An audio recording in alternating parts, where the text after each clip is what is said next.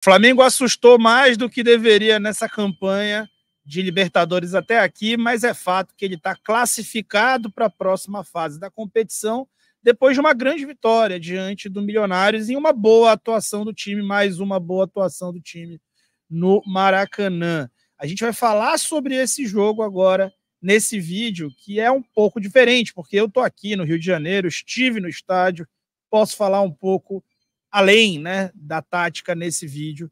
Então vem comigo falar sobre tática e outras coisinhas mais, sem tatiquez. Convido a você a deixar o like, se inscrever no canal para a gente alcançar os 50 mil inscritos, que são nossa meta já há bastante tempo. Pois é, pessoal, ontem fui para o Maracanã, fui com a minha família até pela primeira vez, meus filhos foram ao estádio, hoje meu mais velho faz aniversário, e a gente está aqui pelo Rio de Janeiro para ver jogos do Flamengo, do futebol, do basquete e também para conhecer a cidade mais linda do mundo, no caso, pelos olhos deles, né?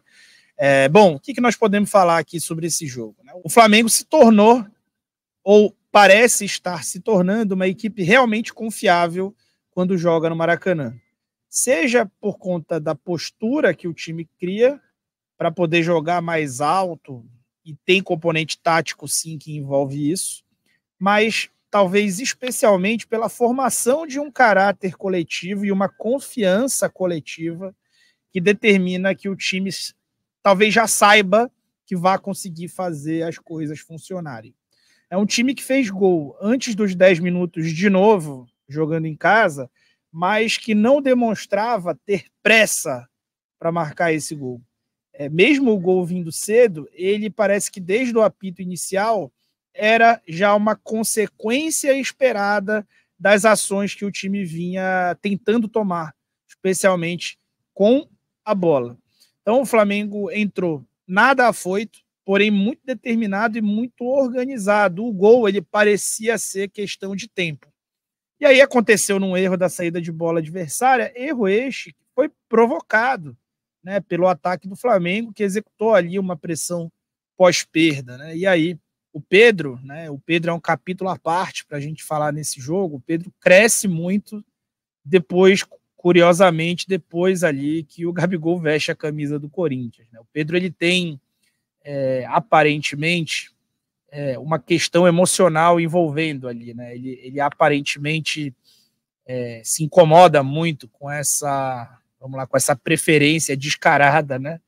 Que a torcida em sua maioria tem ou tinha pelo Gabriel. E agora, talvez com o Gabriel um pouco mais fora de cena, depois da bobagem que cometeu, o Pedro parece estar mais confiante.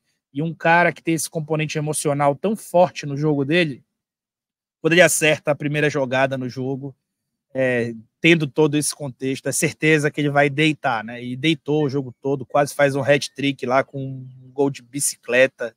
Incrível, né? A atuação do Pedro em 90 minutos, mas o Pedro, onde que eu estava querendo chegar? O Pedro provoca também aquele lance ao compreender ali o ponto futuro da bola, ao perceber a hesitação do goleiro e ir fazer o gol. Tem um gesto que ele faz antes de colocar a bola para o fundo do barbante, que eu acho que é um pouco fruto do que muito se discutiu na mídia depois do gol que o América Mineiro fez contra o Santos. Em algum momento ele deve ter desconfiado, antes de botar a bola para o fundo do barbante, que o goleiro tinha sentido alguma lesão. Os braços, depois vejam isso. Ele levanta os braços e depois cumprimenta com o gol. Legal que o goleiro do Milionários não tentou dar nenhum migué e isso tudo passou ali despercebido, mas é interessante esse detalhe aí que a gente vê do estádio. Não sei se vocês conseguiram ver aí da TV. Continuando aqui para a partida, entra em campo, né, logo depois que essa pressão começa gera esse primeiro gol e o time continua atacando, entra em campo um outro componente, né? O Milionários não abriu mão de continuar se defendendo, de tentar terminar ali com uma derrota magra, etc. Mas aí entrou em campo o quê? Uma defesa formada por dois craques, né? Por dois jogadores com uma capacidade de construção e criação de jogadas muito acima da média. Então, o Milionários defendendo basicamente num 5-4-1, ele não conseguia fazer uma pressão, né? Pelo menos uma sombra melhor no portador da bola quando o Flamengo saía jogando. E o Flamengo saiu jogando algumas vezes, primeiro, porque quase todo mundo que estava ali sabe jogar muita bola, e segundo, porque esses caras, eles sabem, Davi, Ortiz, eles sabem a hora que é para dar o passe e sabem a hora que é para conduzir atacando o espaço. Foi assim, né, que o Davi conduz a bola, basicamente como um lateral, ultrapassa, não tem medo de deixar as costas descobertas, porque sabe que vai dar sequência no lance. Varela fica ali posicionado para fazer um pé de pressão na casa de perca a bola, chega à linha de fundo e corta para trás, dá o passe para o Gerson, que faz um cruzamento bom ali e a bola é desviada para o fundo do barbante, né? Então, zagueiro também ataca. E o Flamengo, sem o Fabrício Bruno, que cumpriu bem seu papel no clube, que foi um bom zagueiro no clube, que fica marcado de uma forma positiva na história do clube, ter uma defesa e um time que enfrenta adversários sempre muito fechados, ter na sua defesa dois caras muito capazes de construir jogadas e de criar jogada de gol é muito importante, né? Se você for olhar, quase todos os jogos que jogam o Davi ou jogam o Ortiz, eles têm algum passe decisivo, alguma chance construída. É muito comum isso acontecer. Por quê? Porque os zagueiros, eles são os mais livres para jogar. Então, sim ou sim, os zagueiros são sempre os caras, num time como o Flamengo, são sempre os caras que vão dar mais toques na bola durante o jogo. Tentando colocar aqui o futebol cada vez mais pela parte física do jogo tá cada vez mais forte, o futebol cada vez mais demanda esse trabalho em espaço curto e demanda um trabalho mais apropriado em regiões mais retardadas, mais recuadas do campo. A gente pode colocar um paralelo com o basquete. O basquete é uma quadra muito menor, são 5 jogadores na quadra, mas quem é que fica mais tempo com a bola? É o armador. E o armador, muito tempo atrás, ele quase não tinha a função de pontuar. A gente pode lembrar do John Stockton, de outros jogadores recentes, o Rondo, etc., jogadores que não são bons arremessadores, que não estão ali para pontuar, mas fazem essa condução com muita qualidade. O futebol passa a exigir um pouco desses zagueiros, sabe? Que, assim como no basquete, eles possam conduzir o time, dar o passe de qualidade que vai iniciar as jogadas desde trás, e também já criando uma evolução, como o basquete criou, desses caras também precisarem ser pontuadores, né? E aí o ponto no futebol é o gol, então você começa a pontuar, a construir um gol, criando jogadas desde a base. Então, é muito positivo esse fator no jogo do Flamengo, que agora só tem zagueiro que realmente é craque, né? Léo Pereira, Léo Ortiz e Davi Luiz. O Davi Luiz, ele é muito acima, né? Ele é muito, muito acima. E ele jogando num time organizado defensivamente, ele vai deixar isso muito explícito. Tanto que nessa temporada ele não fez jogo ruim, né? Só fez jogo bom até aqui. E aí o Flamengo continuou nesse ritmo ali de marcar bem o adversário em cima, de quando perdia a bola conseguir executar essa pressão pós-perda e construiu naturalmente já o terceiro gol que já tem um componente extra. Depois da lesão do Ayrton Lucas, entra em campo o Matias Vinha. E aí, gente, o Tite vai precisar avaliar. Por quê? Os dois jogadores são do mesmo nível. Ayrton Lucas e Matias Vinha são jogadores de nível muito parecido, só que são jogadores muito diferentes entre si.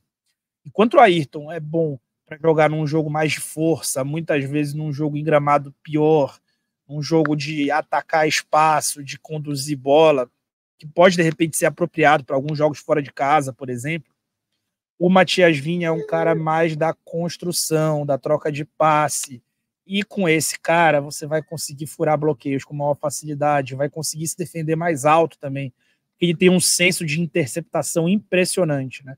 Eu falava, né, até indiquei a contratação dele antes dele ser contratado, né, tem isso, né, nessa história. O Matias Vinha, ele é o que tem de mais próximo, é o que tinha de mais próximo no mercado ao que é o Felipe Luiz.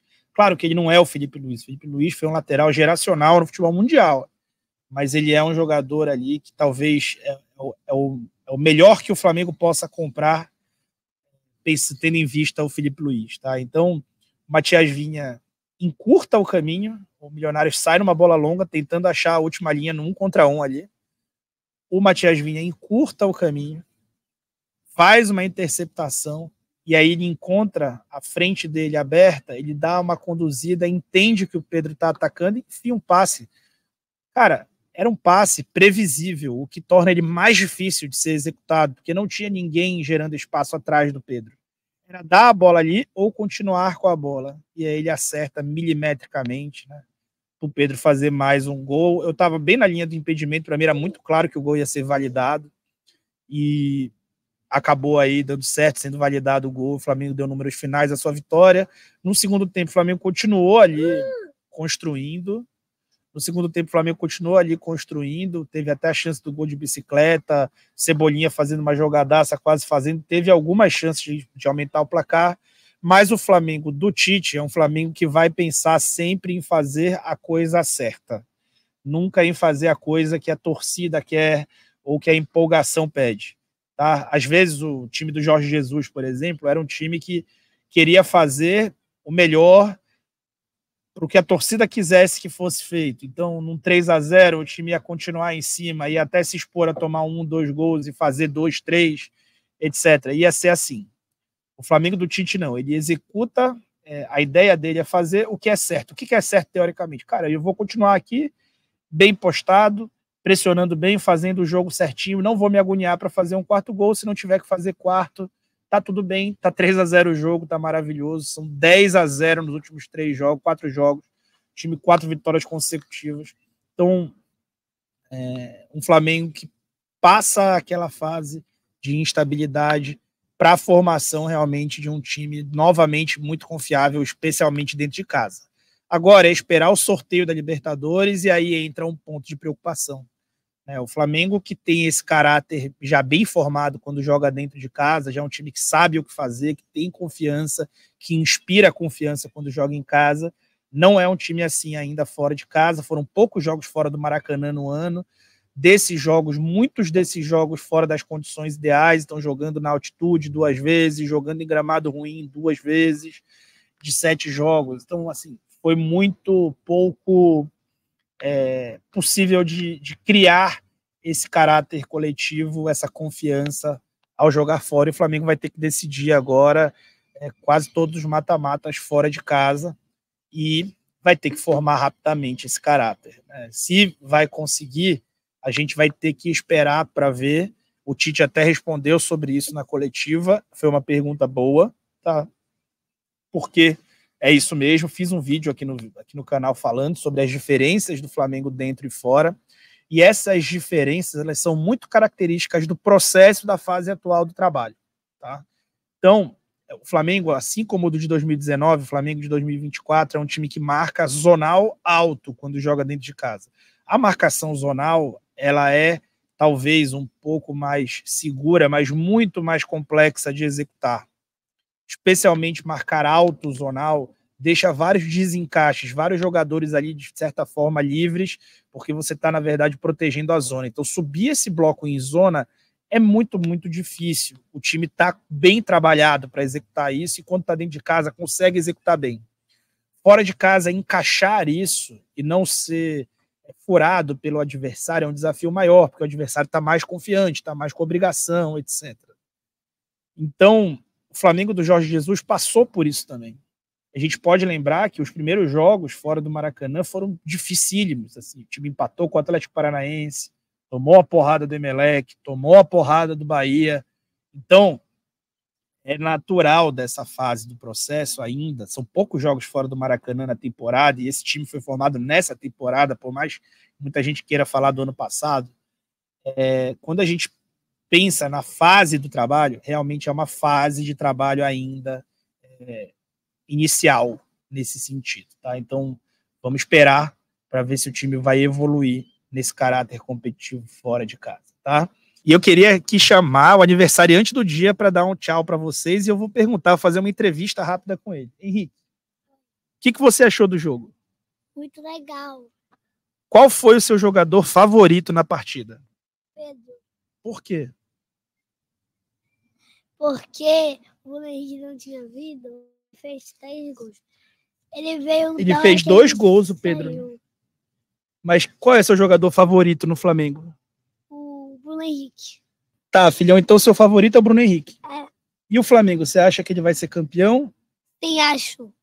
Muito bom. Tá bom, papai te ama, tá? Parabéns, feliz aniversário. Vai. É isso, pessoal. Então, entrevistando esse torcedor aqui, que estava ontem no Maracanã se esbaldando. Então, muito, muito obrigado. E eu fui.